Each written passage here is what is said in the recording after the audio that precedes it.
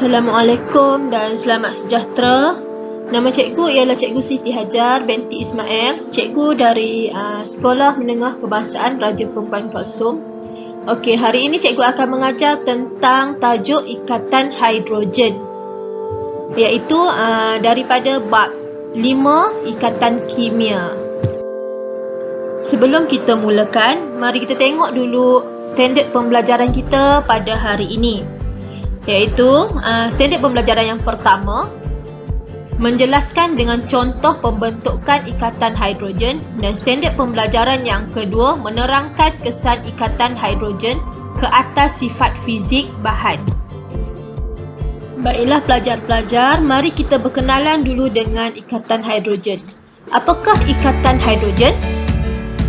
Ikatan hidrogen adalah daya tarikan yang terbentuk antara atom hidrogen dari molekul lain dengan atom fluorin, oksigen atau nitrogen yang mempunyai keelektronegatifan yang tinggi dari molekul yang lain.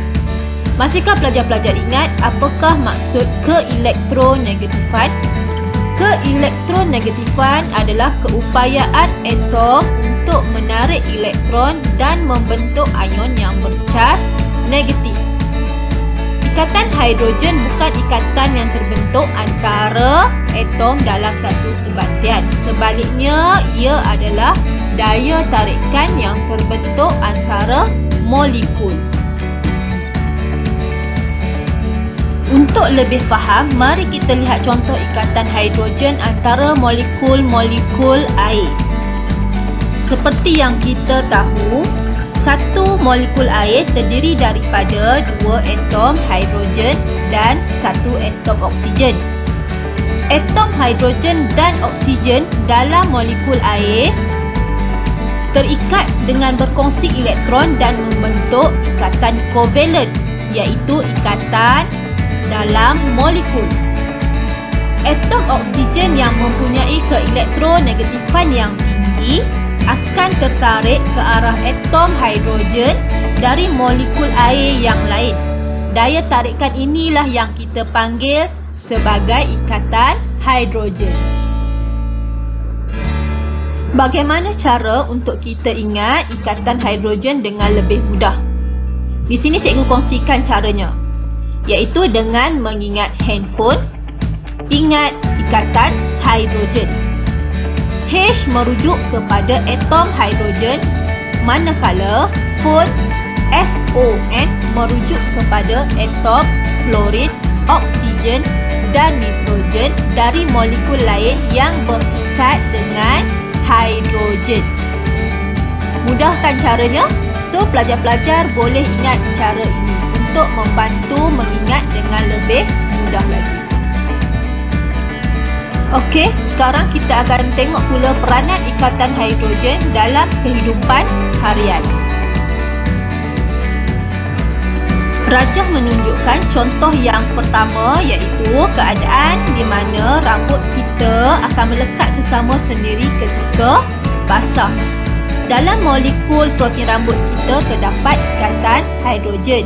Apabila rambut kita basah, molekul protein tidak lagi membentuk ikatan hidrogen antara satu sama lain. Sebaliknya, molekul protein akan membentuk ikatan hidrogen dengan molekul air. Molekul air pula akan membentuk ikatan hidrogen dengan molekul protein rambut yang lain.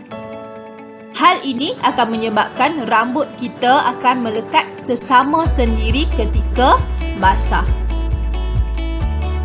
Ini ialah contoh peranan ikatan hidrogen dalam kehidupan harian kita yang kedua. Pernah tak para pelajar menghadapi kesukaran untuk menyelak halaman kertas? Apakah yang pelajar lakukan?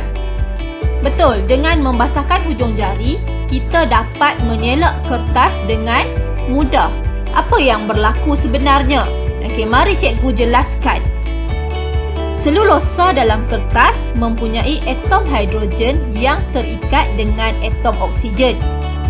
Molekul air pada jari yang basah akan membentuk ikatan hidrogen dengan selulosa di dalam kertas. Dengan itu, kertas akan melekat pada jari dan kita dapat menyelak halaman kertas dengan lebih mudah.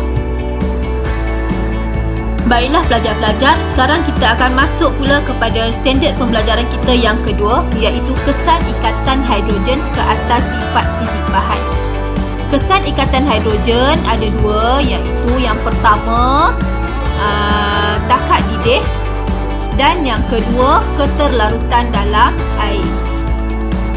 Kita tengok dulu kesan ikatan hidrogen ke atas sifat fizik yang pertama, iaitu takat didih. Contohnya etanol. Dalam sebatan kovalent etanol terdapat ikatan van der Waals yang lemah dan juga ikatan hidrogen yang kuat antara molekul-molekul etanol. Ikatan hidrogen yang kuat menyebabkannya sukar untuk diputuskan. Maka lebih banyak tenaga haba diperlukan untuk mengatasi daya tarikan van der Waals yang lemah, di samping juga untuk memutuskan ikatan hidrogen tersebut.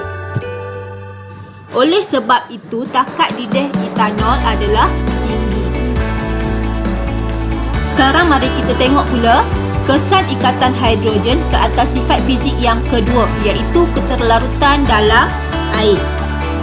Atom oksigen dalam etanol dapat membentuk ikatan hidrogen dengan atom hidrogen dari molekul air. Begitu juga atom hidrogen dalam etanol dapat membentuk ikatan hidrogen dengan atom oksigen dari molekul air. Ikatan hidrogen tersebut menyebabkan etanol dapat larut dalam air. Sekian dulu penerangan cikgu untuk kali ini. Cikgu harap penerangan cikgu ini dapat membantu pelajar-pelajar untuk lebih memahami ikatan hidrogen. Ingat, kimia itu mudah.